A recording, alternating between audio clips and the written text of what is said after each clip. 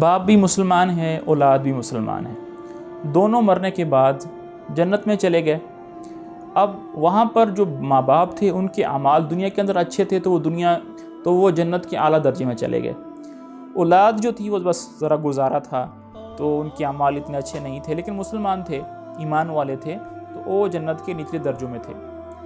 اب دل کرتا ہے ماں باپ کا کہ ہم اپنی اولاد کو دیکھیں، اور اولاد کا دل کرتا ہے کہ بھی ہم اپنے ماں باپ کو دیکھیں۔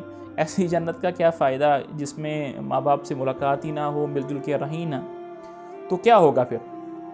یہاں پر اللہ کا کرم ہوگا اور اللہ کا فضل اور اللہ کا لطف سامنے آئے گا۔ اللہ تعالیٰ کیا کریں گے کہ جو بچے ہوں گے ان کے درجات کو بلند کر کے والدین کے درجوں کے برابر لے آئیں گے، اور جس درجے میں جنت کے جس درجے میں والدین ہوں گے اولاد کو بھی اس درجے کے میں لے آئیں گے، اور اولاد اور جو والدین ہوں گے ان کے اعمال کو ضائع نہیں کریں گے، ان کے اعمال ویسے ہی رہیں گے۔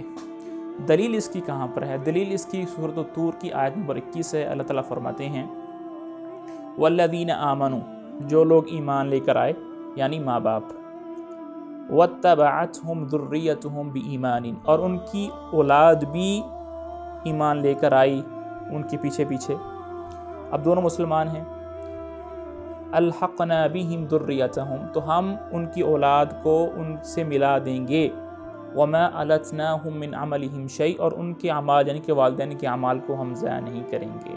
تو اللہ کا کرم ہوگا، فضل ہوگا کہ اللہ تعالیٰ جو ہے اولاد کو ان کے درجات کو بلند کریں گے، اور بڑھا کر والدین کے بقدر جہاں پر والدین رہ رہے ہوں گے وہاں پر لے جائیں۔